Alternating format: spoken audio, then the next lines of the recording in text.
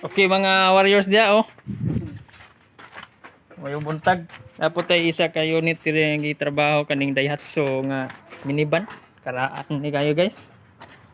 Ano yung dagoy oh. Daihatsu makina ni. Problema ni kaya ang differential axle ani nabali. Ang unang nagtirada ani ilang welding tong axle kay di naman motuyok ang ligid kay nabali man ang axle. So ang desisyon sa tagiya pailisan na lang niya og differential assembly sa scrum mo iyang ipataod ani. Mo ni yang daang differential oh. Lahi mo gug designing sa Daihatsu. Kay ang iyang axle dili bolted diri sa kuan. Diretso na. Uban sa iyang brake drum. So katong axle ug brake drum na gipadala na ko sa tagiya kay pamasin na lang unta. Ingon man ang tagiya nga ipailisan lang daw niya og differential assembly. So mo ni karon convert na po na to tong itong iyang differential sa scrum kay bali man gud ang mounting ani sa iyang differential ani Daihatsu kay nakapatong ang mulye.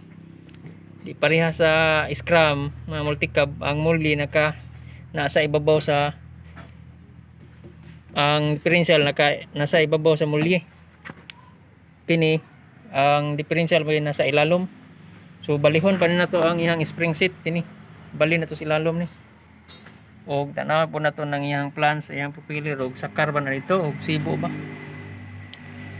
So shout out ko sa tagiya ni. Si Boss Dimpas. Oh ni siya. So karon na nagtirada ni. Kani oh. Mo ni warriors nga nagtira na. Oh na boss. Say maayo na. Shout out. Okay na. Chief Joel. Tapos si Chief Glenn diri oh. Nagkamangkama po ng ilang bunggo. So okay. Tirada sa buntagon.